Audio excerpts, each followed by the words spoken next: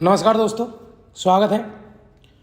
Delhi police के लिए practice set हमने शुरू कर दिया है। आज हमारा पहला प्रैक्टिस सेट आने वाला है और इसमें प्रीवियस ईयर के क्वेश्चन भी इंक्लूडेड रहेंगे। ठीक है जी। तो शुरुआत करेंगे एक मोटिवेशनल कोट के साथ। तो जल्दी से जिनका भी दिल्ली पुलिस का एग्ज़ाम है वो हमारी वीडियो से बिल्कुल जुड़ जाएं और शेयर करें।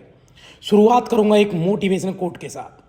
जो कोई भी अपने जीवन में एक बच्चे की मदद करने के लिए कुछ भी करता है वह मेरे लिए नायक है। ठीक है जी। अब बच्चे में छोटा बच्चा स्टूडेंट भी हो सकता है, अगर उसकी कोई भी मदद करता है मैं तो उसको भैया हीरो समझता हूँ, नायक समझता हूँ। तो शुरुआत करेंगे पहले क्वेश्चन के साथ। तो पहला क्वेश्चन क्या रहने वाला है? पहला क्वेश्चन है जी, निम्न में से कौन सा शिलालेख सुदर्शन झील नामक झील का पुनरुद्धार कार्य किए जाने का वर्णन करता है? ठीक है जी, बताइए मेरे शेरनियों कि इनमें से कौन सा शिलालेख है जिसमें सुदर्शन झील की मरम्मत हुई थी, उसका वर्णन है। तो जल्दी से आंसर बता दीजिए। पहले ऑप्शन की तरफ लेके चलूंगा। रुद्रदामन का जूनागढ़ शिलालेख, समुद्रगुप्त का इलाहाबाद शिलालेख, पुलकेशिन द्वितीय का ऐहोल शिलालेख और खारवेल का हाथी गुफा शिलालेख। तो बताइए मेरे शेरनियों। तो पहले ये समझ लीजिए, सुदर्शन झील का निर्माण चंद्रगुप्त मौर्य ने करवाया था गिरनार पर्वत गुजरात में। ठीक है जी। और इसकी मरम्मत भैया सबसे पहले रुद्रदामन ने करवाई थी। और रुद्रदामन का जूनागढ़ जो अभिलेख है उसमें वर्णन मिलता है इसका। उसमें लिखा है कि हमने भैया सुदर्शन झील की मरम्मत करवाई थी। उसके बाद दूसरी जो मरम्मत करवाई है वो स्कंदगुप्त ने करवाई है मेरे से। ठीक है, ये भी लिखा हुआ है। अगले क्वेश्चन की तरफ चलेंगे। तो याद रखना, सुदर्शन झील की पुनरुद्धार या मरम्मत से जो संबंधित है वो रुद्रदामन का जूनागढ़ शिलालेख है मेरे से। बेहद इंपॉर्टेंट है। इसमें दिल्ली पुलिस के प्रीवियस ईयर जुड़े हैं और साथ साथ प्रैक्टिस सेट है ये पूरा। और इसके साथ हम आपको सिर्फ मैथ और रीजनिंग के अलावा सारे क्वेश्चन यहाँ करवा देंगे, 60 के आसपास क्वेश्चन। उसके बाद आप भैया जो क्वेश्चन बचते हैं आप मैथ रीजनिंग में आप मेहनत करते रहें लगातार। यहाँ आपकी तैयारी बिल्कुल 60 क्वेश्चन हम पक्के करवा के चलेंगे। ठीक है जी। अगला क्वेश्चन है क्वेश्चन नंबर 2 की तरफ चलेंगे। सिविल यानी CIBIL के संक्षिप्त नाम से जाना जाने वाला अभिकरण निम्न में से किस क्षेत्र से संबंधित है? ठीक है जी। पहले तो आपको ये समझना पड़ेगा ये CIBIL है क्या। पहले तो ये समझे आप लोग, है क्या इसकी फुल फॉर्म समझना भैया। C से होता है भैया जी क्रेडिट, I से इंफॉर्मेशन, B से हो गया जी ब्यूरो और इंडिया लिमिटेड। तो बताना तो क्या है भैया, credit information bureau India limited. तो ये है इसकी फुल फॉर्म। ठीक है जी। फिर से बता रहा हूँ, credit information bureau India limited. तो ये किससे जुड़ा हुआ है?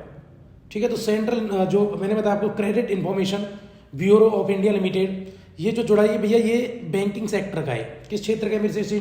बैंकिंग क्षेत्र से जुड़ा हुआ है CIBIL। ठीक है जी।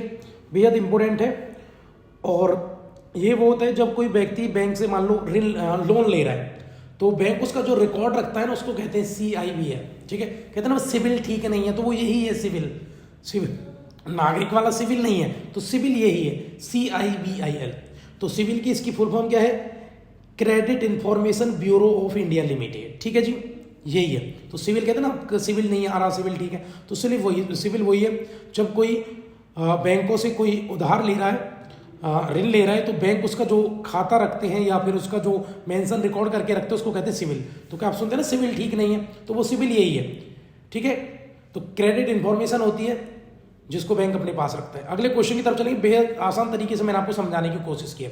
अगला क्वेश्चन है, निम्न में से कौन सी रवि की एक फसल नहीं है? बताओ। तो इनमें से कौन सी रवि की, एक ही फसल रवि की नहीं होगी, बाकी तीनों रवि की फसल होंगी मेरी शेरनियों। तो जल्दी से बता दीजिए कौन सा है। तो रवि चना होता है, सरसों होता है, गेहूं होता है, जौ होता है। तो कौन सा नहीं है? कपास नहीं है। कपास धान के साथ होता है, खरीफ की फसल है जी कपास। गन्ना भी खरीफ की फसल है। ठीक है जी। तो इसका आंसर है जी कपास। याद रखेंगे, बहुत इंपॉर्टेंट है। खरीफ की फसल रवि की नहीं, तो यही पूछा है। तो क्वेश्चन तो बेहद इंपॉर्टेंट है सारे के सारे, आप जानते हैं। तो जो रवि की फसल है पहले तो ये समझ लीजिए कब बोई जाती है, सर्दियों में बोई जाती है। ठीक है। और बसंत ऋतु के आसपास काट ली जाती है ये। ठीक है। अगले क्वेश्चन, और मैं जैसे अगर रबी के मैं आपको बताऊं तो रबी में कौन सा? गेहूं है, जौ है, सरसों है, तिल है, मटर है, ठीक है, चना है। तो ये रबी की फसलें। ठीक है। तो जो खरीफ है वो किसकी है जी? वो मिलेगी आपको कपास। कपास जो है खरीफ की फसल है, कपास है। उसके बाद आप देखेंगे ज्वार है। ठीक है जी। बाजरा है, गन्ना है, धान है। तो ये किसके हैं जी? चावल है, धान है, तो वो किसके? खरीदती हैं। तो अगले क्वेश्चन की तरफ चलते हैं। निम्न में से कौन सा जीव अपने शरीर के बाहर भोजन विखंडित करने के पश्चात उसे अवशोषित कर लेता है? तो बताइए कौन सा जीव है जो अपने भोजन के बाहर, अपने शरीर के बाहर भी अगर भोजन विखंडित हो जाता है तो उसको वो अवशोषित कर लेता है? क्या वो मनुष्य है, या वो अडाइजर चट्टा है, अडाइजर चट्टा, या फिर वो राइजोपस है, या फिर वो मैंगीफेरा है? तो बताइए मेरे सहयोगियों क्या आंसर रहने वाला है? आंसर तो जी बहुत इंपॉर्टेंट क्वेश्चन है, सारे के सारे इंपॉर्टेंट क्वेश्चन रहने वाले हैं। तो जल्दी से बताइए इसका क्या आंसर है? निम्न में से कौन सा जीव अपने शरीर के बाहर भोजन विखंडित करने के पश्चात फिर भी अवशोषित कर ले? ठीक है, तो जल्दी से बताइए क्या आंसर है? क्या मनुष्य है, अजाइडी चट्टा है, या राइजोपस है, या मैग्नीफेरा है? तो बताइए क्या आंसर है? कमेंट करते रहो, क्वेश्चन बेहद इंपॉर्टेंट है। तो भाई वो होता है भैया राइजोपस। तो राइजोपस क्या होता है? एक प्रकार का परजीवी है ये, और शरीर के बाहर अगर भोजन कहाँ पौधों पर मिलता है, अगर शरीर के बाहर से भोजन तो उसको भी अवशोषित ये कर लेता है। ठीक है जी, तो परजीवी है, पौधों पर डिपेंड रहता है। अगला क्वेश्चन है, असहयोग आंदोलन के दौरान निम्न में से किस प्रांत में चोरी चोरा कांड घटित हुआ? तो हिस्ट्री का क्वेश्चन है, बेहद इंपॉर्टेंट है जी। तो बताइए उत्तर पश्चिमी सीमा प्रांत नहीं जी, पंजाब है। तो मध्य प्रांत नहीं जी, मध्य प्रदेश उड़ीसा में। संयुक्त प्रांत है जी, यूपी में, उत्तर प्रदेश में, गोरखपुर में हुआ था। तो संयुक्त प्रांत ही कहते हैं किसको? उत्तर प्रदेश को कहते थे संयुक्त प्रांत। ठीक है, तो संयुक्त प्रांत जो है यूपी, वहीं पर हुआ था चोरा चोरी कांड, गोरखपुर में। ठीक है जी, इसका आंसर क्या है? इसका आंसर मिलेगा आपको संयुक्त प्रांत। तो क्या आंसर है जी? संयुक्त प्रांत। अगले क्वेश्चन की तरफ, कब हुआ था चोरा चोरी कांड? असहयोग आंदोलन के दौरान हुआ था 5 फरवरी 1922 को। ठीक है मेरे से में अगले कुछ क्या घटना क्या थी कि 22 पुलिस वालों को जिंदा जला दिया था भारतीय भीड़ ने, यही घटना थी। उसके बाद गांधी जी ने आंदोलन वापस लिया है। अब ये था कि भैया लगातार अत्याचार कर रहे थे। अब एक जुलूस निकाला जा रहा था गोरखपुर से शांतिपूर्ण तरीके से यूपी में, तो वहां पर ब्रिटिश सेना ने गोली चलाई, बदले में भारतीय भीड़ ने जवाबी कार्रवाई में 22 पुलिस वालों को जिंदा जला दिया चोरा चोरी नामक जगह पर, और यही कहलाया चोरा चोरी हत्याकांड। ठीक है जी, यूपी में हुआ था। अगला क्वेश्चन है, 22 पुलिस वालों को जिंदा जलाया, ठीक है, भारतीय भीड़ ने। भारत में निम्न में से किस फसल की कृषि लगभग विशिष्ट रूप से दक्षिणी राज्यों में केंद्रित है? बताइए, तो इनमें से कौन सी फसल दक्षिणी राज्यों में मिलती है? ठीक है, तो बताइए, कॉफी है, चाय है, बांस है, तो दक्षिण साउथ में। तो बताइए मेरे से क्या आंसर रहेगा, क्योंकि क्वेश्चन तो बेहद इंपॉर्टेंट है। तो कपास तो महाराष्ट्र में भी, मध्य प्रदेश में, तो हम कह नहीं सकते साउथ में। तो चाय तो नॉर्थ ईस्ट में भी पूरी तरह साउथ में नहीं है, बांस भी नॉर्थ ईस्ट में साउथ में नहीं है। तो क्या है? कॉफी कर्नाटक में, तो साउथ में। तो कॉफी कौन सी जो सबसे साउथ में जी? इसमें इनमें से देखेंगे तो दक्षिणी राज्यों की 2 एक फसल है इनमें से, वो है जी कृषि है कॉफी की। ठीक है, कॉफी सबसे ज्यादा कर्नाटक में होती है। ठीक है जी, अगले क्वेश्चन की तरफ चलेंगे। भारत के संविधान का निम्न में से कौन सा अनुच्छेद यह घोषणा करता है कि सर्वोच्च न्यायालय एक अभिलेख होगा? ठीक है, तो एक अभिलेख होगा, एक अभिलेखागार होगा। अब मैं समझाता हूँ इसको मैं बिल्कुल समझाने की कोशिश करता हूँ आपको। पहले तो ये समझ लो कि अभिलेख क्यों इसको कह रहे हैं कि अभिलेख होगा। तो ये भी है, सर्वोच्च न्यायालय जो डिसीजन लेता है ना, उसी को देखकर उच्च न्यायालय के जो उच्च न्यायालय है, हाई कोर्ट है, वो भी उसी को आधार मानकर ही डिसीजन लेंगे। ठीक है जी, उसने अगर एक पैरामीटर सेट कर दिया है तो उसी को मानकर उसी के हिसाब से अपने डिसीजन देंगे। तो अभिलेख इसलिए कह देते भैया उसको कि सर्वोच्च न्यायालय जो घोषणा करता है ना, वो एक अभिलेख की तरह बन जाती है, और उसी को देखकर बाकी जो है वो भी उस डिसीजन देंगे। और ऐसा कहा है कि भैया ये एक अभिलेख की तरह काम करेगा, तो वो होगा 29 में। ठीक है जी, 129 में। ठीक है, तो याद रखना, इसलिए सर्वोच्च न्यायालय को अभिलेख न्यायालय भी कह देते हैं। ठीक है, जिसके अपील की संभावना लगभग समाप्त हो जाती है, रिकॉर्ड रखे जाते हैं सुप्रीम कोर्ट में। ठीक है जी, हाई कोर्ट उसी को देखकर, इसी रिकॉर्ड को देखकर अपना क्या करेंगे, डिसीजन देंगे, किसी भी मामले पर डिसीजन, निर्णय देंगे, वर्डिक्ट देंगे। ठीक है जी, अगला क्वेश्चन है, निम्न में से किस राज्य में इंद्रावती नदी पर चित्रकूट जलप्रपात स्थित है? बताइए कहां पर है चित्रकूट जलप्रपात, किस नदी पर है? तो जल्दी से बता दीजिए। अच्छा, चित्र नदी तो बता ही थी, इंद्रावती। वो पूछे किस राज्य में है, तो राज्य क्या है? छत्तीसगढ़, महाराष्ट्र, उत्तर प्रदेश, झारखंड। अगर आप समझेंगे इंद्रावती नदी तो ये छत्तीसगढ़ में सबसे ज्यादा बहती है। तो चित्रकूट जलप्रपात जो छत्तीसगढ़ में है जी। ठीक है जी, याद रखेंगे, बेहद इंपोर्टेंट है। ठीक है, धुआंधार मध्य प्रदेश में। अगला क्वेश्चन,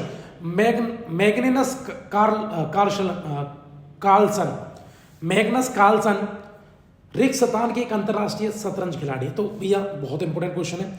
तो जो भी अगर पॉपुलर हो जाए कोई खिलाड़ी, या वो शतरंज का है, या वो क्रिकेट का है, फुटबॉल का है, तीरंदाजी का है, शूटिंग का है, तो फेमस खिलाड़ी आपको याद रख लें। तो अंतरराष्ट्रीय खिलाड़ी है मैग्नस कार्लसन का बड़ा नाम है तो अब जल्दी से बता दीजिए मुझे जो मैग्नस का आंसर है वो, तो जल्दी बताएं।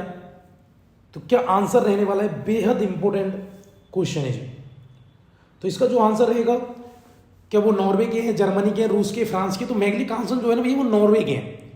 ठीक है जी, नॉर्वे के शतरंज के खिलाड़ी हैं मैग्नस कार्लसन। हाँ, मैग्नस कार्लसन बहुत इंपॉर्टेंट नाम है। ये ग्रैंड मास्टर रह चुके हैं, नॉर्वे के हैं जी, याद रखना। और वर्तमान में विश्व चैंपियनशिप में बहुत तगड़ा रिकॉर्ड है इनके नाम। ठीक है, अगले क्वेश्चन की तरफ चलें। चलो अगला क्वेश्चन है, नेक्स्ट क्वेश्चन की तरफ चलेंगे। अगला क्वेश्चन, निम्न में से किस राज्य में दैमाबाद नामक ताम्रपाषाणकालीन स्थल है? तो बताइए मेरे से सुनियो, दैमाबाद कहां पर है? बिल्कुल ऑफलाइन क्लास में बहुत बार हमने पढ़ा है, महाराष्ट्र में, उत्तर प्रदेश, पंजाब, उड़ीसा।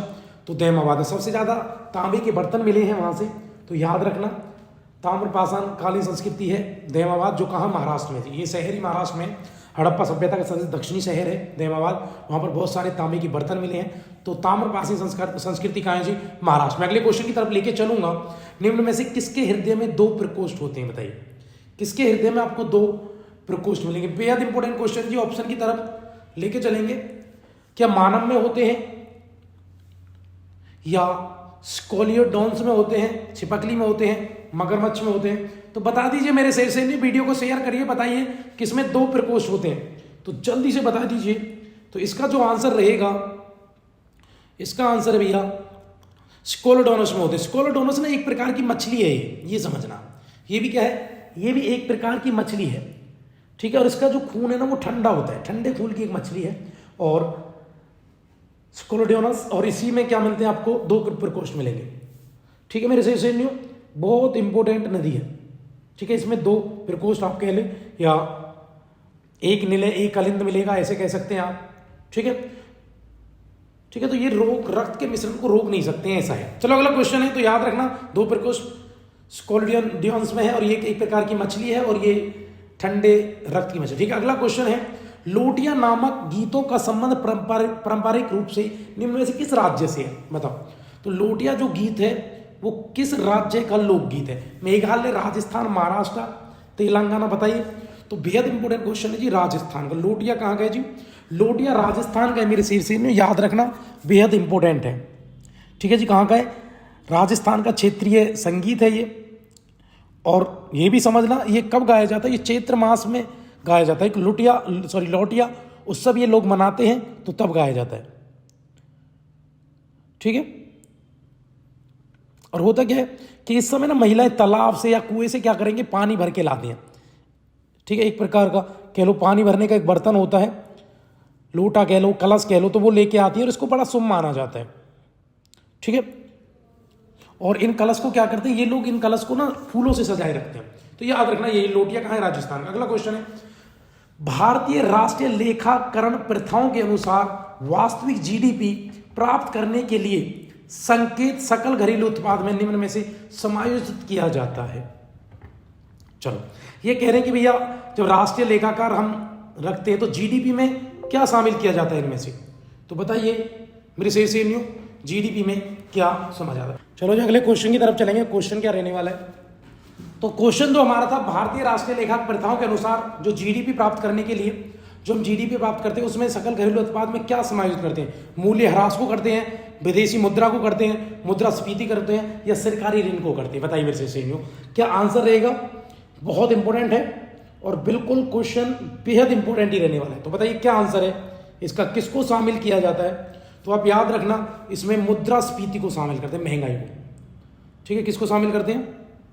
तो इसमें शामिल करते हैं जी महंगाई को। किधर चला? अच्छा ये मिल गया, कहाँ पर? मुद्रास्फीति को। ठीक है जी, तो मार्कर नहीं मिल रहा था, मिल गया तो हमने मार्क कर दिया है। ठीक है, तो मुद्रास्फीति, तो याद रखना, तो मुद्रास्फीति को शामिल किया जाता है किसमें? इसमें। अच्छा, ये जो एक तो वास्तविक जीडीपी होती है, एक होती है नॉमिनल जीडीपी। तो आप कह सकते हैं जो नॉमिनल जीडीपी है ना, उसमें अंतिम वस्तुओं और सेवाओं के मूल्य होते हैं। ठीक है, ये कह लो एक अर्थव्यवस्था में किसी में दिए गए वर्ष के दौरान जो उत्पादित होते हैं ना, उसको कहते हैं कि भैया नॉमिनल जीडीपी है। और इसमें अब किसको शामिल करते हैं? तो भैया इसमें महंगाई को। तो याद रखना, नॉमिनल जीडीपी जो होती है ना एक साल के दौरान, तो उसमें महंगाई को भी शामिल कर लेते हैं। अगला क्वेश्चन है, फुटबॉल खिलाड़ी चुन्नी गोस्वामी जिनका अप्रैल 2020 में निधन हो गया, वे राष्ट्रीय स्तर के भूतपूर्व रिक सतान के खिलाड़ी थे। ठीक है, आप कहेंगे सर आप ये तो करंट का क्वेश्चन 2020 में आया होगा, आपने क्यों ऐड किया है? मैंने आपको बताया अगर कोई इंपॉर्टेंट फुटबॉल खिलाड़ी मरा है, क्रिकेट खिलाड़ी का निधन हुआ है या किसी का भी हुआ है तो आप तो याद रखना, और जिसका बड़ा नाम है तो वो पूछ लेते हैं कि किससे संबंधित हैं फुटबॉल खिलाड़ी, तो ऐसे क्वेश्चन आते हैं। तो आप जब भी करंट पढ़ें तो आप इसी तरह से क्वेश्चन को देखें। वैसे करंट हम भी करवाएंगे आपको, और बिल्कुल पैटर्न पे ही हम बात करेंगे। जब भी हमारी वीडियो आएगी 2-2.5 घंटे 1.5 घंटे जितने की भी आए तो हम इसी पैटर्न पे बात करेंगे। ठीक है जी, तो बहुत इंपॉर्टेंट क्वेश्चन है।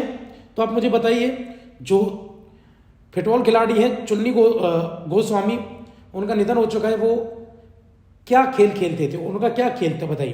तो याद रखना, चुन्नी गोस्वामी क्या तैराकी में थे, निशानेबाजी में थे, क्रिकेट खिलाड़ी थे? तो जल्दी बताइए क्या आंसर है। तो भैया इसका जो आंसर रहने वाला है ना, चुन्नी गोस्वामी वैसे फुटबॉलर थे। क्या थे? फुटबॉलर। ऑप्शन में है नहीं, तो क्या है? चुन्नी गोस्वामी फुटबॉलर थे। ठीक है जी, फुटबॉल खेलते थे। इधर ऑप्शन में हमारे पास है नहीं, तो आप क्या करना, ये फुटबॉलर थे। बहुत इंपॉर्टेंट क्वेश्चन है, फुटबॉल। चुन्नी गोस्वामी क्या खेलते थे भैया? ये फुटबॉल खेलते हैं, तो याद रखना। ठीक है जी, फुटबॉल के खिलाड़ी हैं कौन? चुन्नी गोस्वामी। ठीक है जी, अगले क्वेश्चन की तरफ चलें। तो ऐसा जैसे हाल में किसी इंपॉर्टेंट खिलाड़ी का निधन हुआ तो आप उसको याद रख सकते हैं, क्वेश्चन में आते हैं। ठीक है जी, साहित्य अकादमी पुरस्कार विजेता और लेखक देवेश रॉय, जिनका मई 2020 में निधन हो गया था, वो तो जो ये गोस्वामी, अब क्वेश्चन नहीं आएगा, अब क्वेश्चन किसी और खिलाड़ी से आएगा। ठीक है जी, तो अगला क्वेश्चन है, देव रॉय जिनका 2020 में निधन हो गया था, वो किस भाषा में अपनी कृतियों के लिए जाने जाते हैं बताओ? तो अब समझना, अगर किसी साहित्यकार का निधन हुआ तो वो भी याद रखना। अब इसमें देवेश रॉय पूछा वो किस में अपनी कविताएं किस भाषा में लिखते थे? ठीक है जी, बेहद इंपॉर्टेंट क्वेश्चन है सारे के सारे, और वीडियो को आप लगातार शेयर करें। तो भैया कौन से बंगाली लेखक थे, वो कौन से उन्होंने जो बंगाली भाषा में लिखा करते थे? ठीक है, तो ऐसे क्वेश्चन अगर कोई साहित्यकार का किसी इंपॉर्टेंट खिलाड़ी का निधन हुआ तो वो बिल्कुल आप नोट डाउन करें, और यही क्वेश्चन पूछता है दिल्ली पुलिस। तो प्रीवियस ईयर पे ही अभी हम बात कर रहे हैं। अगला क्वेश्चन है, पीएम स्वनिधि नामक योजना के लिए लक्षित समूह निम्न में से कौन सा है? मतलब किसको टारगेट करके प्रधानमंत्री स्वनिधि नामक योजना शुरू की गई थी? ठीक है, तो जल्दी से बता दीजिए क्या आंसर रहेगा इसका। तो बहुत इंपॉर्टेंट क्वेश्चन है जी। ठीक है, तो इसका जो आंसर है भैया, क्या भूमिहीन खेती मजदूरों के लिए है प्रधानमंत्री स्वदेशी निधि, या रेहड़ी पटरी वाले स्ट्रीट वेंडर्स के लिए है, सीमांत किसान के लिए, मार्जिनल फार्मर्स या दुग्ध उत्पादक के लिए? ठीक है, जो एनिमल हस्बेंड्री करते हैं उनके लिए। तो भैया जो था प्रधानमंत्री स्वनिधि वो रेहड़ी पटरी वालों के लिए, जो रेहड़ी वाले हैं जिनको भैया स्ट्रीट वेंडर कहते हैं, तो उनके लिए थी ये।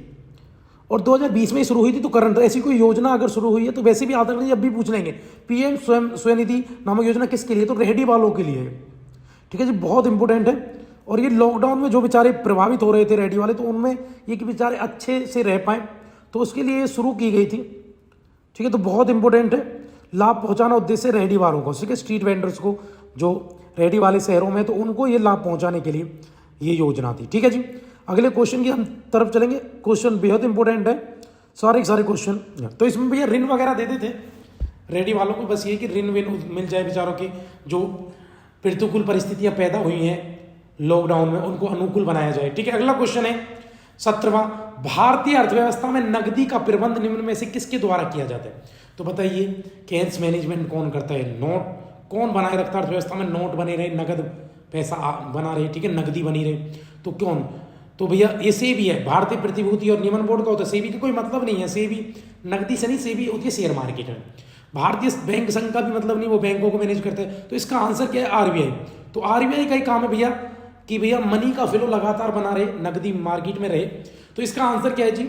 आरबीआई है। अगले क्वेश्चन की तरफ लेके चलो, वीडियो को शेयर कर दो, शेयर नहीं कर रहे हैं, बहुत इंपॉर्टेंट क्वेश्चन चल रहे हैं। निम्न में से किस फसल की अनुवांशिकी रूप से संबंधित किस्म को भारत में उगाने की अनुमति है? बताइए भैया। तो अनुवांशिकी है भैया, तो अनुवांशिकी कहते हैं कि आप उसमें कुछ ऐसा फेरबदल करके, अनुवांशिकी चेंज करके, उसकी जेनेटिक में थोड़ा फेरबदल करके उसको उपजाऊ बनाया जा सके, या फिर उसको पर्यावरण के अनुकूल बनाया जा सके। तो भारत में किसका कर सकते हैं? क्या करेला, ठीक है, जिसको बीटी बोलते हैं, जैसे क्या बीटी बैंगन की अनुमति है, बीटी कपास की, लौकी की है, या करेला की है? तो भैया भारत में कपास की है अनुमति। बीटी बैंगन पे अभी रिसर्च चल रहा है, पता चलेगा भविष्य में। तो बीटी कपास को अनुमति है, यानी अनुवांशिकी कपास, उसमें थोड़ा फेरबदल करके अपन उसको पर्यावरण अनुकूल बनाने के लिए, तो इसको अनुमति भारत में है। तो याद रखना, बीटी कपास या फसल की जो अनुवांशिक रूप से संबंधित किस्म, ठीक है, संवर्धित किस्म जो है कि भैया उसमें अच्छे से वो पर्यावरण अनुकूल हो सके, उसमें कुछ चेंजमेंट करके तो एक अच्छे से कपास, बीटी कपास की अनुमति है, तो याद रखना कपास की अनुवांशिकी को बढ़ाने के लिए ये तो भारत में चलता है, ठीक है। अगला है, भारत के संविधान के निम्न में से किस अनुच्छेद में यह उल्लेख किया गया है कि राज्य ग्राम पंचायतों को संगठित करने के लिए कदम उठाए जाएंगे? तो बताइए मेरे शीर्षन्यू, अनुच्छेद 40, 48, 36, 34। तो भैया ग्राम पंचायत जो है वो डीपीएसपी यानी नीति निर्देशक तत्व के अनुच्छेद 40 में है, ठीक है, ग्राम पंचायत है। याद रखना बेहद इंपॉर्टेंट क्वेश्चन है, ग्राम पंचायत से क्वेश्चन आता ही आता है। अनुच्छेद 51 में क्या है, 51 के में क्या है, 44 में क्या है, 40 में क्या है, 123 में क्या है, तो ये क्वेश्चन आप याद रखना, ठीक है जी। तो 40 इसका बेहद इंपॉर्टेंट क्वेश्चन। अगला चलेंगे, भारत का निम्न में से कौन सा समुद्र तट अरब सागर का नहीं है? तो बताइए इनमें से, तो इनमें से कौन सा अरब सागर में नहीं पड़ता? बरकला बीच, राधानगर बीच, ठीक है, पालोलेम बीच या कोवलम बीच? तो भैया बरकला बीच तो है अरब सागर में, तो राधानगर बीच नहीं है, पालोलेम भी है, कोवलम भी है, तो राधानगर जो बीच है वो अरब सागर में ना होगी ना, अंडमान निकोबार में, बंगाल की खाड़ी में मेरे से में, ठीक है।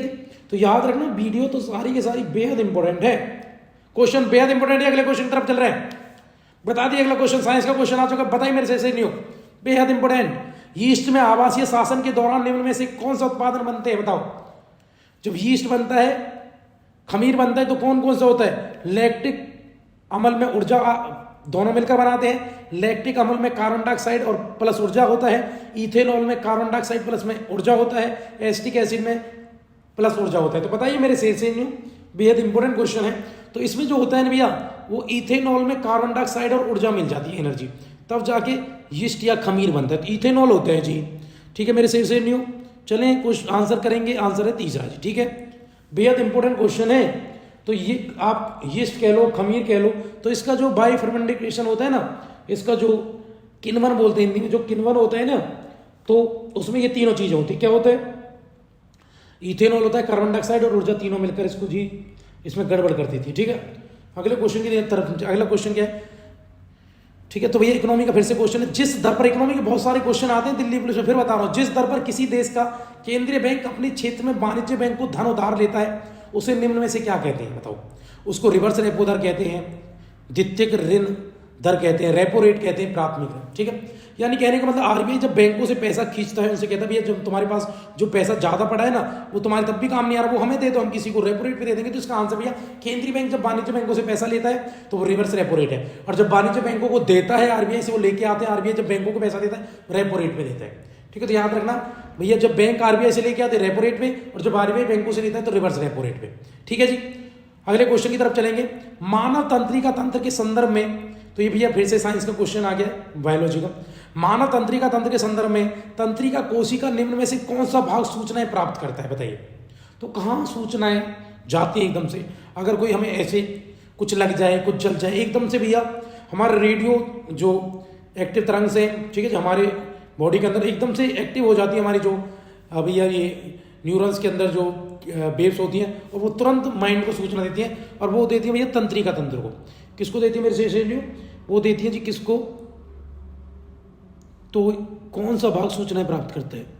तो क्वेश्चन बेहद इंपॉर्टेंट रहने वाला है, तो जल्दी से बताइए।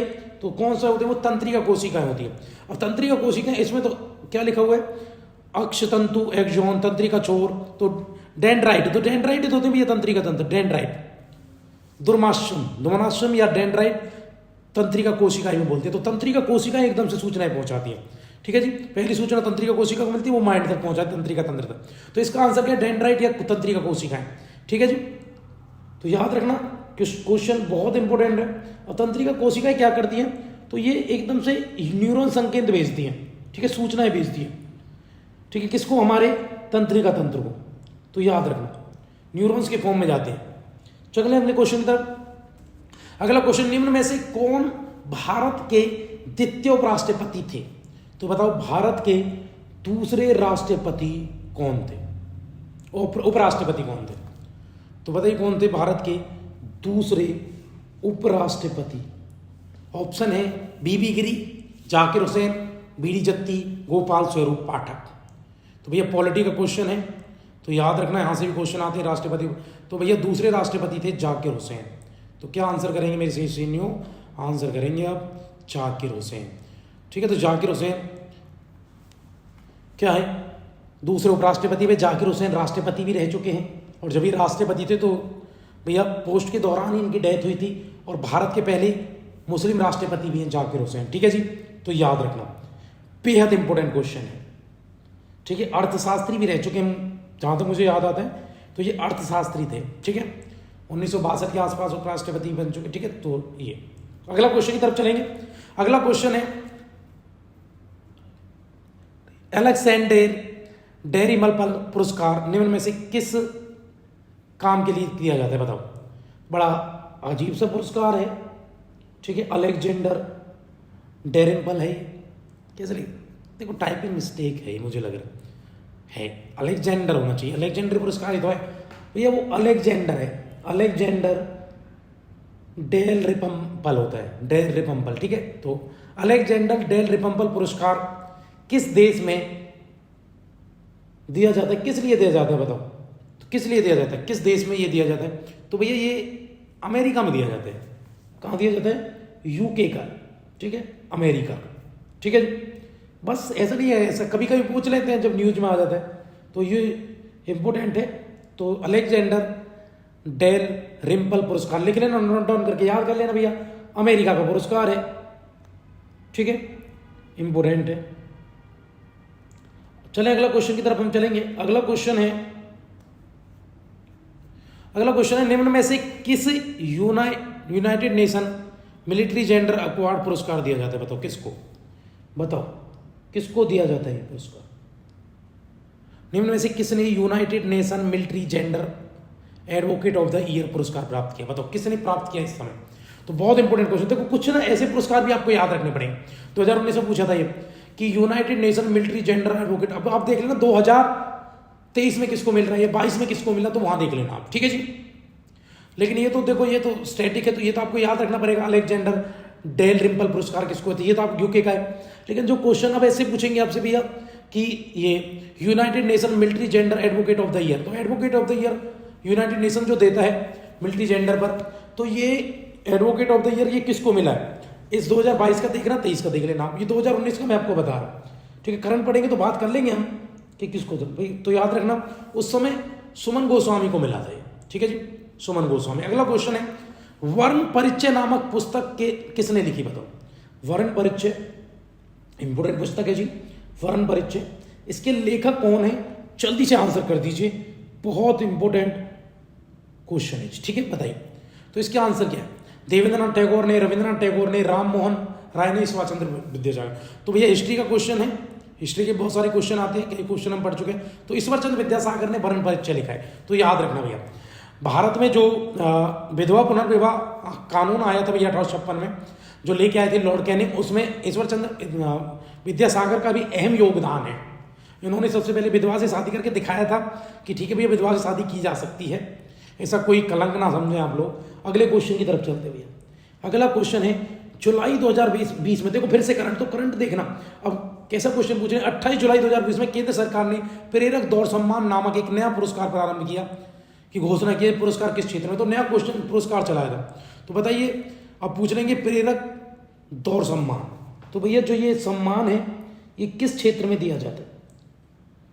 ठीक है, तो बताइए, प्रेरक दौड़ सम्मान बेहद इंपॉर्टेंट क्वेश्चन है। तो प्रेरक जो सम्मान है ये किस क्षेत्र में दिया जाता है, ये स्वच्छता के लिए दिया जाता है भैया। किसके लिए, स्वच्छता के लिए।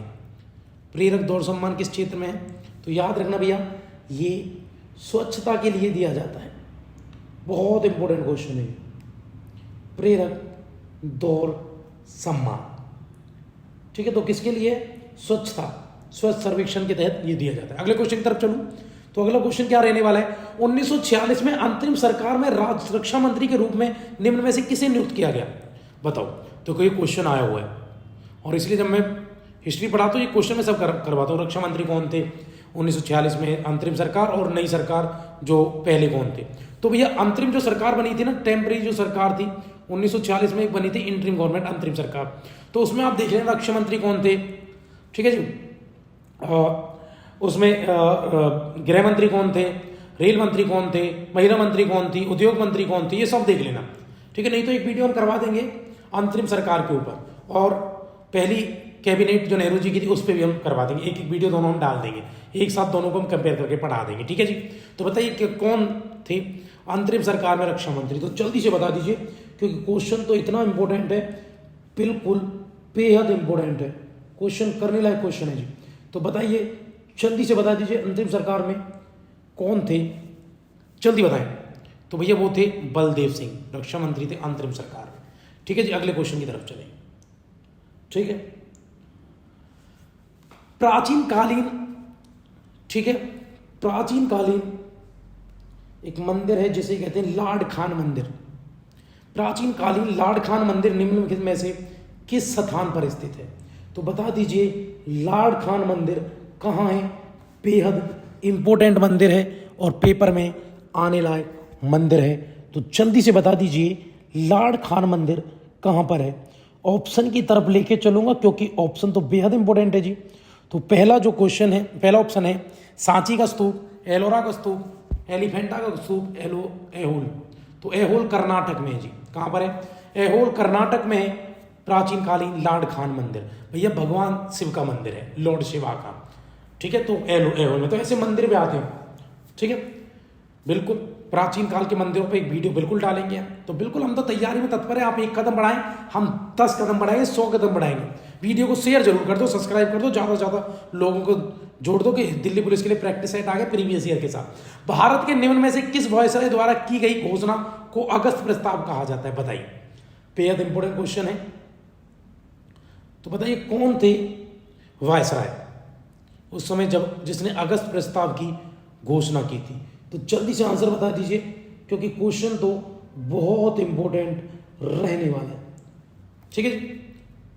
तो भैया ऑफलाइन क्लासेस में पढ़ा चुका हूं। अगस्त प्रस्ताव के समय लॉर्ड लिनलिथगो थे।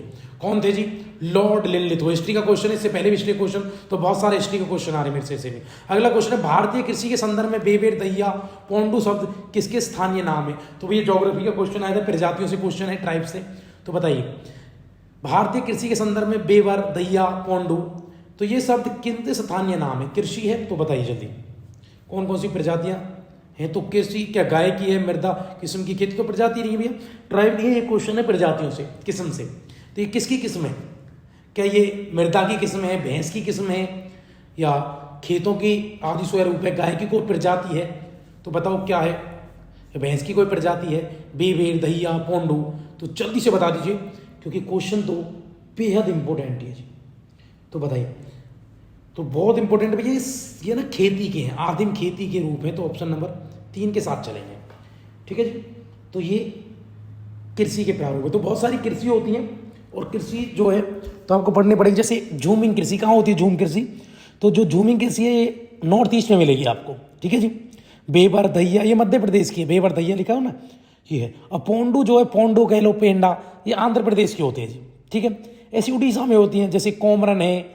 उड़ीसा में एक और होती है पामाडावी, पामाडावी, कोमरन। मैं बोल रहा हूँ, आप वीडियो को पॉज करके लिख भी सकते हैं। आंध्र प्रदेश की क्या है? पोंडू पेंडा, सॉरी हाँ, पोंडू पेंडा, ठीक है। उड़ीसा की पामा डाबी और कोमन। पश्चिमी घाट में ना कुमारी होती है, कुमारी कृषि का नाम है। जैसे झूमिंग कृषि है, ऐसे कुमारी कृषि होती है कहाँ? पश्चिमी घाट में, ठीक है। राजस्थान में भी होती है भैया। राजस्थान में जो होती है ना उसको कहते हैं ब्ले। क्या होते हैं? ब्ले, ब्ले नाम की होती है। खिल कहाँ होती है? हिमालय के क्षेत्र में खिल मिलती है। झारखंड में होती है कुरुबा, कुरुबा जो होती है वो भी कृषि का ही क्या है? एक प्रजाति है, ठीक है। तो क्वेश्चन क्या है? बेहद इंपॉर्टेंट है। अगले क्वेश्चन की तरफ चलेंगे। अगला क्वेश्चन है निम्न में से कौन सा स्तनपायी जीव, तो याद रखना बायोलॉजी का क्वेश्चन, ज्यादातर क्वेश्चन बायोलॉजी से आते हैं, किसमें? दिल्ली पुलिस में। तो निम्न में से कौन सा स्तनपायी जीव रेशे का सामान्य सूत्र नहीं है? बताओ इनमें से कौन सा रेशा का सामान्य सूत्र नहीं है? भैया रेशा आमतौर पर मिलता है, ठीक है। बताइए क्या आंसर रहने वाला है? तो बहुत इंपॉर्टेंट है। तो बताइए, तो लामा आमतौर पर ऐसा ही मिल जाएगा, अल्पाका मिल जाएगा, अंगोरा बकरी भी, लेकिन जेबरा जो यार ऐसा नहीं, आमतौर पर बहुत रेयर है जेबरा। तो आंसर है जी जेबरा, ठीक है। तो याद रखना जो पशु रेशों का उपयोग आमतौर पर विनिर्माण उद्योग में ही होता है, पता है, ये तो आप जानते ही बिल्कुल कि कोई भी चीज़ बनती है तो उधर ये होता है। तो जो ये है जीब्रा, तो इसका तो लिए भैया इम्पोर्टेंट है, तो बहुत रेयर ही मिलता है, ऐसे आराम से नहीं मिलता। जैसे लामा मिल गया, अल्पाका, अंगूरा बकरी, तो इनकी ऊन आपको आसान से मिल जाती है, लेकिन जेब्रा की आसानी से नहीं मिलती है जी। अगले क्वेश्चन की तरफ चलेंगे। निम्न में से कौन सी ग्रंथि मानवों में शारीरिक विकास को विनियमित करने वाला हार्मोन स्रावित करती है? तो बता दीजिए क्या है। बलाई ग्रंथि, जिसको थाइमस कहते हैं, ठीक है, परावटू, जिसको पैराथायराइड कहते हैं, पीयूष ग्रंथि, जिसको पिट्यूटरी कहते हैं, अधिभ्रक, जिसको एडिनल कहते हैं। तो बताइए मेरे सेव से आंसर क्या रहेगा, क्योंकि क्वेश्चन तो बेहद इंपॉर्टेंट है, सारे के सारे क्वेश्चन इतने इंपॉर्टेंट रहने वाले हैं, तो जल्दी से आंसर बता दीजिए क्या आंसर रहेगा। तो इसका आंसर जो होता है ना, पिट्यूटरी ग्रंथि होती है, ठीक है, तो पीयूष ग्रंथि होती है, जो क्या करती है, मानव शरीर का विकास के लिए इंपॉर्टेंट है, जिससे हार्मोन स्रावित होते हैं, ठीक है जी। तो पिट्यूटरी ग्रंथि से होते हैं।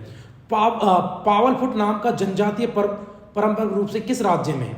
तो बताइए जनजातीय पर्व, तो पर्वों से याद रखना, जितने भी पर्व हैं हमने उससे क्वेश्चन आपको करवा दिए हैं, हम वीडियो डाल चुके हैं, जितने भी पर्व हैं, त्योहार हैं, तो उसमें पावरफुट भी हम करवा चुके हैं। तो याद रखना पावरफुट है जो, तो पावरफुट कहाँ का है, तो जल्दी से आंसर बता दीजिए, इंपॉर्टेंट क्वेश्चन है। तो पावरफुट मिलेगा आपको मिजोरम में, ठीक है जी। दो ऑप्शन है, लेकिन मिजोरम टाइपिंग में दो बार कर दी, मिजोरम में, ठीक है, हम इसको करवा चुके हैं अपनी वीडियो में। तो इस पर भैया वीडियो पड़ी हुई है एक पर्व की, त्योहार मेले, जिस पर लिखा, उस वीडियो को जाकर देख लें, आपके सारे त्योहार वहां से कवर हो जाएंगे। तो पावलकुट मिजोरम में, ठीक है। अगले क्वेश्चन की तरफ चलेंगे हम। धमेक स्तूप, तो धमेक स्तूप पहले तो मैं समझाऊं, धमेक स्तूप कहते हैं भैया सारनाथ के स्तंभ को ही, जो सारनाथ का स्तंभ है उसको धमेक स्तंभ कहते हैं, वहां जो स्तूप है उसको ही धमेक स्तूप कहते हैं। तो बताइए कहां पर है? उड़ीसा, गुजरात, कर्नाटक, उत्तर प्रदेश। तो सारनाथ कहाँ? उत्तर प्रदेश में। तो धमेक सारनाथ का दूसरा नाम है जी, तो वो उत्तर प्रदेश में है, ठीक है मेरे से क्यों। अगले क्वेश्चन की तरफ लेके चलूं। 1993 से कौन दिल्ली की राष्ट्रीय राजधानी क्षेत्र का प्रथम मुख्यमंत्री बना? तो भैया ये स्टैटिक का क्वेश्चन है, इसको ये ना समझे भैया उस समय करंट का।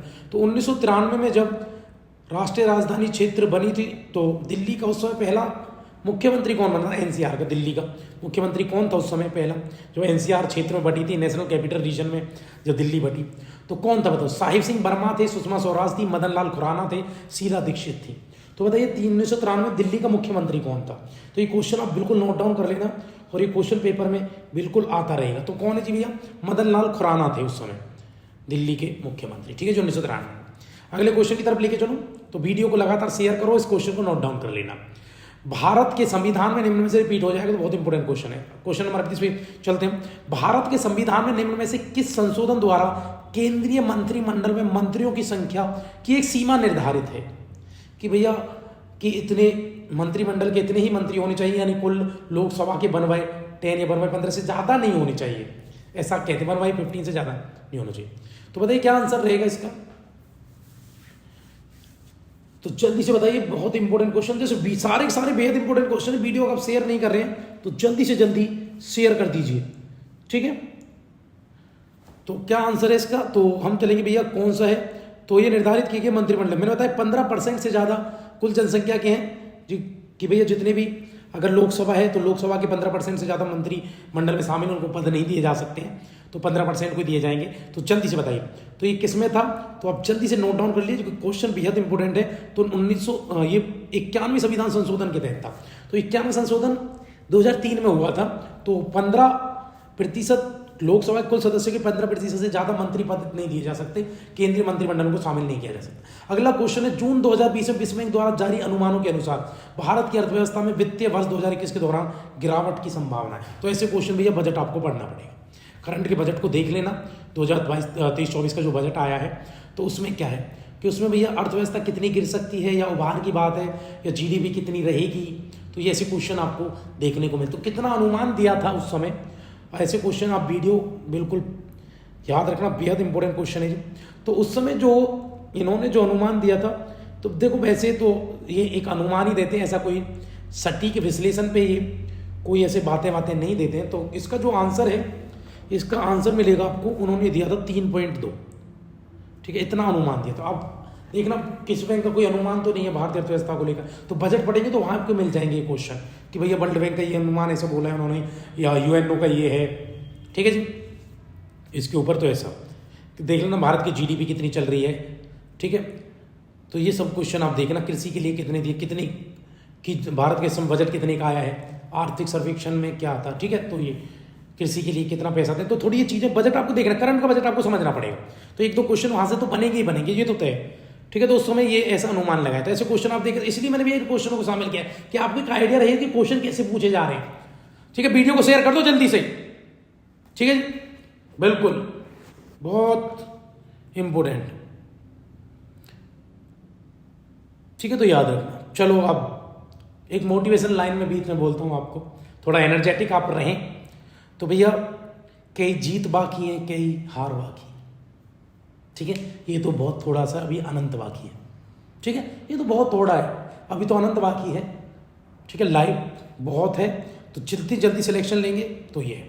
आपने पीछे क्या किया, जब जागे तभी सवेरा, यहाँ से भी शुरुआत कर सकते हैं, अभी टाइम है। दिल्ली पुलिस की तैयारी को आप बहुत खतरनाक तरीके से आगे बढ़ सकते हैं, और SSC GD में आप सिलेक्शन ले सकते हैं, दिल्ली पुलिस में सिलेक्शन ले सकते हैं, बहुत सारी वैकेंसीज इस साल। तो बिल्कुल आप तैयार हो जाओ और बिल्कुल आप पढ़ाई में लग जाओ। तो अगला क्वेश्चन है क्वेश्चन नंबर 40। तो अब ज़्यादा बातें नहीं करेंगे, 40वीं तरफ चलेंगे। पुरुष विश्व मुक्केबाजी चैंपियनशिप 2021 की मेजबानी का अधिकार भारत के बजाय निम्न में से किसको दिया गया, बताओ। 2021 में मेजबानी का अधिकार, तो विश्व, अगर भारत में जैसे G20 तो वो है, ऐसा अगर कोई मुक्केबाजी से रिलेटेड है, क्रिकेट से रिलेटेड है, जैसे वर्ल्ड कप हो रहा है भारत में, तो याद रखना। तो खेल से भी क्वेश्चन आते हैं, ठीक है। तो भारत के बजाय 2021 में किसको देते, तो ये न्यूज में आ गया था एकदम से। तो ऐसे क्वेश्चन आते हैं, करंट को जब भी पढ़े बड़े अच्छे तरीके से, ऐसे तरीके से पढ़े हम, ठीक है। तो बिल्कुल हम तो बिल्कुल इसी पैटर्न पे आपको पढ़ाने वाले हैं। तो बताइए इसका जो क्वेश्चन रहेगा, आंसर क्या रहने वाला है, जल्दी से बता दीजिए, बेहद इंपॉर्टेंट है। तो इसका जो आंसर रहेगा भैया, सर्बिया को दे दिया गया था उस समय। विश्व मुक्केबाजी चैंपियनशिप किसको सौंप दी गई थी भारत से लेकर, सर्बिया को, ठीक है। पुरानी बातें हैं, तो जो न्यूज में है तो ऐसे क्वेश्चन बनते हैं। जनवरी 2020 में सरस्वती सम्मान के लिए, देखो सरस्वती सम्मान के लिए किस कवि को चुना गया और उसको किस भाषा में लिखते, तो ऐसे क्वेश्चन भी आते हैं। तो याद रखना उनकी भाषा, कहाँ के हैं वो कवि, ठीक है, और किस क्षेत्र में दिया गया है, ये याद रखना। साहित्य के क्षेत्र में, खेल के, भाषा कौन सी में दिया गया था, तो ऐसे क्वेश्चन बनते हैं, बेहद इंपॉर्टेंट क्वेश्चन है जी। तो इसका आंसर है जी सिंधी। तो सिंधी में लिखते थे भैया कौन, वासुदेव मोही। तो उनको दिया गया है क्या, सरस्वती सम्मान। तो सरस्वती सम्मान किसको दिया, किस भाषा में दिया गया, ऐसे क्वेश्चन पूछता है, ठीक है। ऐसे बेहद इंपॉर्टेंट क्वेश्चन बनाए जाते हैं। अगला क्वेश्चन है, निम्न में से किस वर्ष में बाल गंगाधर तिलक के नेतृत्व में कांग्रेस के अलग हुए गुट फिर से एक हो गए, 1915 में, 16 में, 17 में, 18 में, बताइए। तो कांग्रेस में गरम दल नरम दल की दो, हिस्ट्री का क्वेश्चन बेहद इंपॉर्टेंट, बहुत सारे क्वेश्चन हिस्ट्री से भी आते हैं। तो 1916, तो 1916 में भैया जब 1907 में लड़ाई हुई थी, गरम दल नरम दल एक अलग हो गए थे। 1916 में लखनऊ अधिवेशन में फिर से एक हो गए क्या, गरम दल और नरम दल, ठीक है जी। बेहद इंपॉर्टेंट क्वेश्चन है, आंसर है 1916 लखनऊ समझौता। अगले क्वेश्चन की तरफ चलेंगे। मड़ई नामक जनजातीय पारंपरिक रूप से निम्न में से किस राज्य से संबंधित है। तो मड़ई बताइए, तमिलनाडु से, छत्तीसगढ़ से है, हिमाचल प्रदेश से है, त्रिपुरा से। तो बताइए मड़ई कहाँ मिलेगा, बेहद इंपॉर्टेंट पर्व है। तो मैंने बताया था जनजातीय पर्व पूछे जाएंगे, इसलिए वीडियो को जरूर देखे जाकर। तो क्या आंसर रहने वाला है, तो मड़ई जो मिलेगा, मड़ई भी है छत्तीसगढ़ का है। किसका है मड़ई, मड़ई छत्तीसगढ़ का इंपॉर्टेंट पर्व है जी मड़ई। अगला है येमेस नामक जनजातीय पर्व पारंपरिक रूप से, देखो येमेस, तो ये पर्व जो है इनको देख लेना जरूर। एक वीडियो हमने डाल दी है, सारे पर्व है उसमें, और जो पर्व यहाँ नहीं है उसमें अगर यहाँ आ रहे हैं तो उसको भी आप नोट डाउन करके रख लें। तो पर्व बेहद इंपॉर्टेंट है। तो येमेस नामक, एक ही देखो सेट में पूछे गए हैं दिल्ली पुलिस में। तो येमेस नामक जनजातीय पर्व, तो मड़ई कहाँ, छत्तीसगढ़ का, येमेस कहाँ का है, जल्दी से बता दीजिए येमेस कहाँ का है। तो येमेस भैया कहाँ मिलेगा, बेहद इंपॉर्टेंट है जी येमेस। तो येमेस मिलेगा आपको नागालैंड में। कहाँ का है जी, येमेस नागालैंड का है, मड़ई छत्तीसगढ़ का है। तो याद रखना आप लोग। उसके अलावा आपने एक और देखा था पर्व, ठीक है। तो ये बिल्कुल देखते रहे। जैसे पावलकुट कहाँ का था, तो पावलकुट मिजोरम का था। अगले क्वेश्चन की तरफ चलेंगे, 45वां क्वेश्चन। अगस्त 2020 तक की स्थिति के अनुसार निम्न में से रेमन मैग्सेसे पुरस्कार प्राप्त नहीं हुआ, ठीक है। तो यहाँ तक 2020 तक इनमें से किसको रेमन मैग्सेसे नहीं मिला है, तो बताइए जल्दी से क्या आंसर रहने वाला है, ठीक है। तो बताइए जल्दी। तो इसका आंसर प्रशांत भूषण को नहीं मिला, बाकी भैया इन सबको मिल गया है, ठीक है। रेमन मैग्सेसे किसको नहीं मिला है, प्रशांत भूषण को नहीं मिला है, बाकी इन सबको मिल चुका है, ठीक है। अरविंद केजरीवाल को भी मिल गया था 2006 में, उभरते हुए नेतृत्व के लिए इनको दिया गया था रमन मैग्सेसे। किरण बेदी को भी मिल चुका है भैया, इनको मिला था जहाँ तक मुझे 1994 सरकारी सेवा सर्वेंट है उसके लिए दिया गया था, ठीक है। तो याद रखना। अरुण शौरी को भी मिल गया था, 1982 मिल गया था इनको पत्रकारिता तो पत्रकारिता के लिए थे। अगला क्वेश्चन 46 मई 2020 में तो प्रशांत भूषण को नहीं मिला। अंतर्राष्ट्रीय क्रिकेट परिषद आईसीसी द्वारा टीमों की रैंकिंग की पुनः समीक्षा करने के लिए टेस्ट रैंकिंग में निम्न में से किस टीम ने दूसरा स्थान प्राप्त किया? देखो पहला तो पूछा जाता है, साथ साथ दूसरा भी पूछ रहे हैं, तो याद रखना अंतर्राष्ट्रीय क्रिकेट परिषद की कोई भी रैंकिंग है तो उसमें आप पहली रैंकिंग और साथ साथ दूसरी रैंकिंग भी देखना, बेहद इंपॉर्टेंट क्वेश्चन है। ठीक है, तो अब आपको 2023 में देखनी है, 2022-20 वाली नहीं देखनी आपको। तो आप बिल्कुल इससे आइडिया लगाएंगे, इसमें ये नहीं देखेंगे किसको क्या था, आप बस एक आइडिया लगा लेंगे कि रैंकिंग अगर जा रही है तो पहली दूसरी दोनों रैंकिंग आपको देखनी ही पड़ेगी। ठीक है, तो बेहद इंपॉर्टेंट क्वेश्चन है। ठीक है, तो रैंकिंग उस समय न्यूजीलैंड को दूसरी रैंकिंग मिली थी, पहली तो किसको मिली थी? तो पहली बिल्कुल ऑस्ट्रेलिया को मिली थी, वर्ल्ड कप जीता उसके बाद। ठीक है, तो याद रखना ऑस्ट्रेलिया को तो इस समय दूसरी पूछी रहेंगी। तो ऐसे क्वेश्चन पूछे जाते हैं। अगर ये क्वेश्चन हमारा शामिल करने का उद्देश्य यही है तो आपको पता रहे खेलों से कैसे क्वेश्चन आ रहे हैं, तो बड़े ऐसे नहीं सीधे सीधे नहीं, तो आपको ऐसे क्वेश्चन समझने पड़ेंगे। अगला क्वेश्चन है, जब भी पढ़े करंट थोड़ा समझदारी से करंट। भारत के संविधान के अनुसार 1906 के अनुसार संसद के दोनों सदनों के सदस्यों का वेतन निम्न में से किसके द्वारा तय किया जाता है? तो मतलब किसके द्वारा है जो दिया जाता है? तो 106 के अनुसार संसद के दोनों सदनों के सदस्यों का वेतन निम्न में से किसके द्वारा किया जाता है? तो कौन तय करता है कि वेतन कितना मिलेगा? अनुच्छेद 606 में ऐसा करके क्वेश्चन दिया गया है। तो बताइए क्या आंसर रहने वाला है? तो बेहद इंपॉर्टेंट है जी। तो कौन तय करता है? ऑप्शन की तरफ करते हैं, वित्त आयोग। मतलब ही नहीं वित्त आयोग क्यों करेगा, उसका तो काम ही यही है कि राज्यों को कितना टैक्स में हिस्सा है वो बताएगा। भारत का राष्ट्रपति वेतन तय नहीं करेगा, क्योंकि कानून बनाया जाएगा तो कानून संसद बनाता है। तो इसका आंसर ना ही कोई केंद्रीय वित्त मंत्रालय करेगा, तो इसका आंसर है संसद में कानून पास होके भैया ये वेतन डिसाइड होंगे। अगला क्वेश्चन है भैया, कंप्यूटर के क्वेश्चन आ गए। ठीक है, पॉलिटी का क्वेश्चन था, अब कंप्यूटर के क्वेश्चन है। तो अभी तक जो बताया अंतर्राष्ट्रीय, इसके अलावा जो करंट है, करंट में खेलों से क्वेश्चन है, पुरस्कारों से क्वेश्चन है।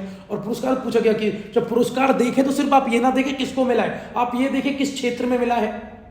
ठीक है जी, किस भाषा में मिला है। ठीक है, दूसरा किस किस को मिला है। क्रिकेट में देखेंगे तो भैया क्रिकेट में आईसीसी ने कोई रैंकिंग जारी, पहली नहीं दूसरी भी देखेंगे आप, पहली दो देख लेना, तीसरी तक तो नहीं पूछेंगे, तो पहली और दूसरी दोनों देखेंगे। अगर कहीं पर कोई क्रिकेट वर्ल्ड कप चल रहा है, कहाँ चल रहा है, ठीक है जी, तो पिछले साल किसने जीता था, इस साल कौन था, ऐसे क्वेश्चन बनेंगे बार बार। ठीक है जी, कोई खिलाड़ी है जो बहुत न्यूज में, वो किस खेल से है। ठीक है जी, अगर और किस देश का है।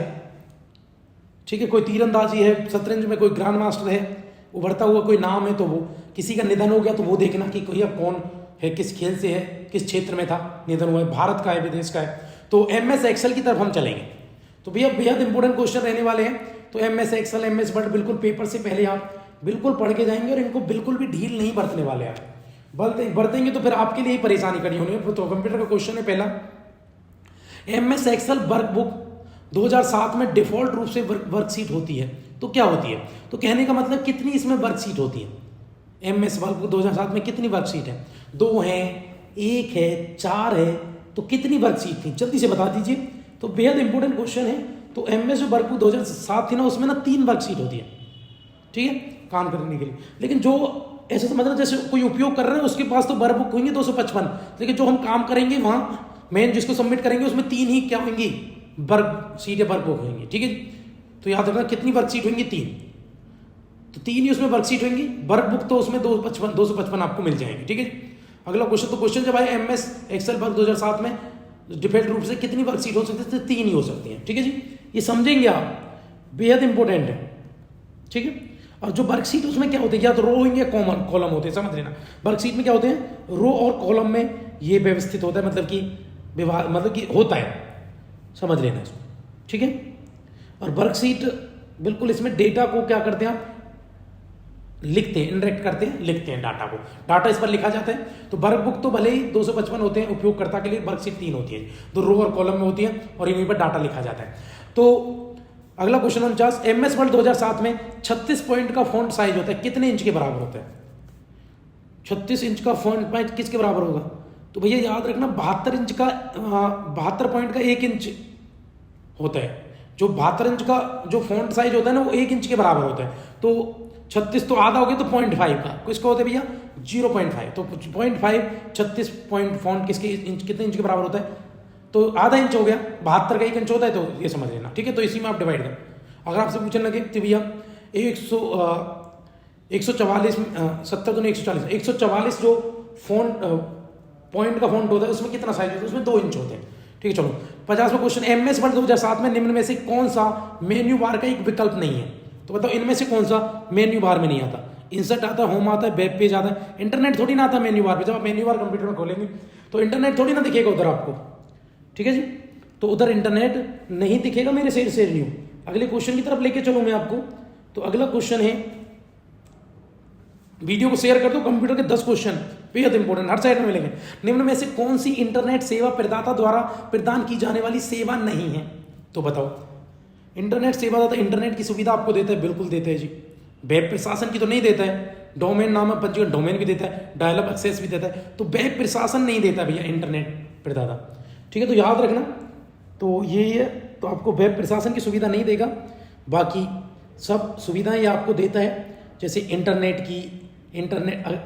एक्सेस करना, ट्रांजिट करना, डायल अप एक्सेस की, डोमेन नाम का पंजीकरण भी कर देता है, वेब होस्टिंग कर देता है, लेकिन वेब प्रशासन नहीं करेगा। ठीक है, यूजनेट सेवाएं, ठीक है, कोलोकेशन, तो ये कर देता है ऐसे सारे। तो मैंने आपको बोली, इनको आप नोट डाउन कर सकते हैं। तो नेक्स्ट क्वेश्चन है, वेब ब्राउजर और उनके विक्रेताओं के संदर्भ में दिए गए विकल्पों में से कौन सा सूचीबद्ध को सूची 2 मदों से एक अच्छा मिलान है? करना भैया मिलान।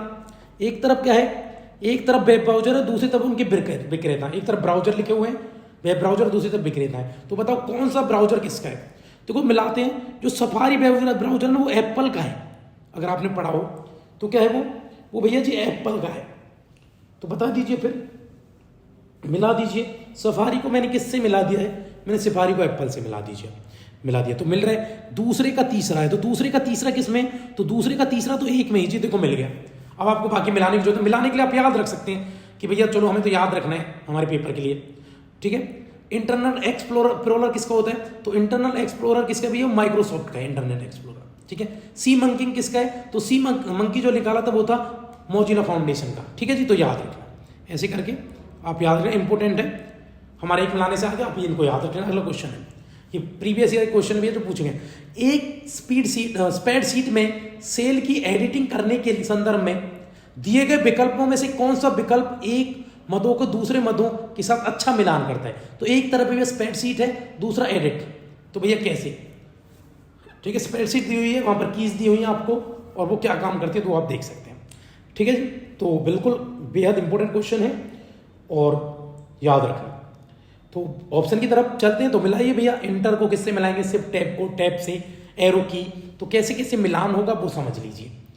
ठीक है, तो बताओ, तो इंटर का जो मिलेगा वो किससे मिलेगा बताओ? तो इंटर वैसे क्या होता है? इंटर किसके लिए? आगे चलने के लिए होता है ना, कि नीचे की तरफ जा रहे हैं, इंटर दबाया नीचे, है ना? तो क्या होता है, लिखा हुआ है नीचे की तरफ, आगे की तरफ कहीं लिखा हो, तो इंटर से दाईं ओर आगे सेल होता है, आपको नीचे अगले सेल में जाता है। तो क्या है, दूसरे का दूसरा मिल गया, सॉरी दूसरे का पहला मिल रहा है, पहले को क्या मिल गया? पहला। तो इंटरनेट से आप नीचे की तरफ, सॉरी इंटर जब दबाते हैं आप कंप्यूटर में कीज में, तो आपको नीचे आगे सेल में ले जाता है। चलो आगे अगली लाइन से लिखेंगे, तो एंटर नीचे की तरफ ले जाता है। तो पहले का दूसरा है, तो पहले का दूसरा 2 जगह, तो यहां से तो बना नहीं। ठीक है जी, तो देखते हैं। शिफ्ट टैब क्या होता है? आपको बाईं ओर अगले सेल में ले जाता है। अब शिफ्ट टैब दबाएंगे तो आपको क्या ले जाएगा भैया? तो शिफ्ट टैब क्या करेगा आपको? तो शिफ्ट टैब कहां ले जाएगा? तो क्या करेगा, हमें बाईं ओर अगले सेल में ले जाता है। तो ऐसा कोई है, तो आपके बाईं ओर मतलब बाईं, आपको बोले लेफ्ट साइड ले जाता है आगे तरफ। शिफ्ट तो भैया देखते हैं, हमें बाईं ओर आगे, तो ये मिल गया, चलो ये भी मिल गया। अच्छा, सिर्फ टैब क्या करता है? अब देखो, अगर आप टैब दबाएंगे तो टैब क्या करता है? ठीक है, तो ये हमें अगले सेल में दाईं ओर ले जाता है ना, अगले सेल यानी अगली सेल की तरफ। तो मिला दीजिए, तो कोई मिल तो दोनों से ही है, पहले का एक, दूसरे का डी। तो बता दीजिए आंसर मेरे से न्यू। तो पहला आंसर है जी, तो जल्दी नोट डाउन करें। पहला आंसर, तो फर्स्ट आंसर क्या है जी? आंसर है जी पहला। तो फर्स्ट का भी है, इंटर से आप क्या होते हैं, नीचे की तरफ चले जाते हैं, अगले सेल में चले जाते हैं। और शिफ्ट टैब से आप क्या करते हैं, आपको बाईं ओर ले जाता है। और टैब से आप क्या करेंगे, टैब को आप दाईं ओर अगले सेल में। ठीक है, शिफ्ट टैब बाईं ओर अगले सेल में, शिफ्ट टैब दाईं ओर अगले सेल में। एरो की, तो एरो की क्या करेगी? एरो की आपको भैया, आपको एरो की दिशा की ओर ले जाएगी। तो एरो की कहाँ ले जाती है? एरो की दिशा। तो मिला लीजिए मेरे से न्यू। तो बिल्कुल मिल गया है, सारा हमने मिला दिया है। बेहद इंपॉर्टेंट क्वेश्चन है जी मेरे से ये यहाँ मिल रहा था। ठीक है, तो इसका ए आंसर है जी। क्या आंसर है? ए। तो याद रखना। अगले क्वेश्चन की तरफ चलेंगे हम। अगला क्वेश्चन भी बेहद इंपॉर्टेंट है जी, कंप्यूटर के सारे क्वेश्चन बेहद इंपॉर्टेंट रहने वाले। तो ये आप देख लेना, ये कीज से क्वेश्चन है, ठीक है, कीबोर्ड से। एमएस वर्ड 2007 में किसी टेबल में निम्न में से कौन सा सेल अलाइनमेंट का एक विकल्प नहीं है? ठीक है, तो बिल्कुल अलाइनमेंट का एक विकल्प नहीं है। कौन सा नहीं है? अलाइन एक्रॉस नहीं है, अलाइन बॉटम राइट नहीं है, अलाइन सेंटर नहीं है, या अलाइन टॉप लेफ्ट नहीं है। तो बताइए, एमएस वर्ड 2007 में किसी टेबल में तो कौन सा एक अलाइनमेंट का विकल्प नहीं है? बाकी अलाइनमेंट के विकल्प मिलेंगे आपको, तो जल्दी से बता दीजिए कौन सा इसमें अलाइनमेंट का विकल्प नहीं है। तो इंपॉर्टेंट तो क्वेश्चन है, बिल्कुल बता दीजिए जल्दी। तो इनमें से कौन सा अलाइनमेंट का विकल्प नहीं है? तो भैया अलाइन एक्रॉस नहीं है, बाकी सब क्या है? अलाइनमेंट के विकल्प है। तो अलाइन एक्रॉस अलाइनमेंट का विकल्प नहीं है जी। ठीक है मेरे से न्यू। तो इसको आप थोड़ा समझेंगे तो कैसा नहीं है। देखो सेल के भीतर क्या होते हैं? टेक्स्ट होते हैं, जो आप कह सकते हैं भैया जो पैराग्राफ की तरह लिखे होते हैं। तो ये, तो इससे बाईं और दाईं ओर आप जा सकते हैं। ठीक है, तो इसमें क्या होता है कि एक्रॉस नहीं होता, बाकी सब होगा। आप देखेंगे राइट चले जाएंगे, बॉटम पे चले जाएंगे, अलाइन सेंटर पे चले जाएंगे, टॉप लेफ्ट भी चले जाएंगे, लेकिन एक्रॉस नहीं जा सकते आप। ठीक है, अगला क्वेश्चन है क्रॉस करें, एक्रॉस नहीं। अगला है, निम्न में से कौन सा एमएस एक्सेल 2007 के टेक्स्ट फंक्शन में नहीं है? तो बताइए कौन सा टेक्स्ट फंक्शन में नहीं है? तो जल्दी से बताइए। राइट नहीं है, मिड नहीं है, कॉलम नहीं है, लेफ्ट नहीं है। तो एमएस एक्सेल का टेक्स्ट फंक्शन नहीं मिलेगा आपको इनमें से। बाकी हैं तो एक नहीं होगा। तो जल्दी से बता दीजिए कौन सा इसमें इसका फंक्शन नहीं है मेरे बच्चों। जल्दी से बताओ, वीडियो को शेयर कर दो, ज़्यादा से ज़्यादा लोगों को वीडियो के साथ आप जोड़ दें। ठीक है, तो जल्दी से आंसर बताइए मेरे से इनमें से कौन सा एक एमएस एक्सेल 2007 में टेक्स्ट फंक्शन में नहीं है? राइट नहीं है, मिड नहीं है, कॉबलिन नहीं है, लेफ्ट नहीं है। तो जल्दी से आंसर कर दिए भैया, कॉबलिन नहीं मिलेगा। क्या नहीं? कॉबलिन में मिड भी मिलेगा, राइट भी मिलेगा, लेफ्ट भी, राइट भी इधर उधर, लेकिन कॉबलिन में आप नहीं जा सकते। देखिए नेक्स्ट क्वेश्चन, और निम्न में से कंप्यूटर का आज 10वां क्वेश्चन है, निम्न में से कौन सा एक वैध ईमेल एड्रेस नहीं है?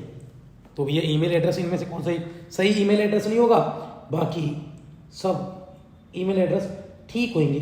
तो बताइए कौन सा इनमें एक सही ईमेल नहीं है? ठीक है, तो बता दीजिए मेरे से न्यू, इसका जो आंसर है इनमें से जो वैध ईमेल नहीं है वो क्या होगा? जल्दी से बता दीजिए क्या आंसर रहने वाला है। तो जल्दी बताओ मेरे से न्यू, तो जल्दी बताएं। ऑप्शन नंबर ए, देख लो, पढ़ लो, देख लो स्क्रीन की तरफ। इससे तो मैं आपको नहीं पढ़ा सकता, ऐसे mail@domain.com 1 2 3 4। तो इसको देख लो, अब जल्दी से आंसर कर दीजिए, बेहद इंपॉर्टेंट क्वेश्चन है। तो इनमें से कौन सा एक ईमेल नहीं है? ठीक है, तो बताइए, तो बताओ जल्दी। इसमें जो आंसर है तो जल्दी से नोट डाउन करो। तो इसका आंसर है भैया, ईमेल जो नहीं है वो ये नहीं है, आपको ये नहीं मिलेगा @mail.com। तो क्या बताओ, जल्दी से बता दीजिए। बाकी सारे क्या हैं? ये हैं। तो बताओ जल्दी से।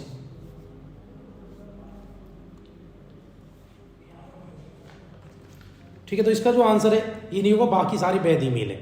अगले क्वेश्चन की तरफ। आज का लास्ट क्वेश्चन है, भारत में साइमन कमीशन कब आया? हिस्ट्री क्वेश्चन भी है, ये भी इसी पेपर क्वेश्चन है। तो भैया बना 27 में, आया 28 में। ठीक है, आप हमारी वीडियो को शेयर करें, सब्सक्राइब करें, ज़्यादा से ज़्यादा लोगों को आप जोड़ दें। ठीक है, बेहद इंपॉर्टेंट क्लास है जी। आप हमारी वीडियो को शेयर सब्सक्राइब करें। अगर आपने हमारी दिल्ली पुलिस की प्रीवियस ईयर की पुरानी वीडियो नहीं देखी है, अब उनको भी जाकर देखें और अपनी तैयारी में बहुत कम टाइम बचा है। वीडियो को जल्दी से जल्दी चारों तरफ फैला दो। जय हिंद, जय भारत।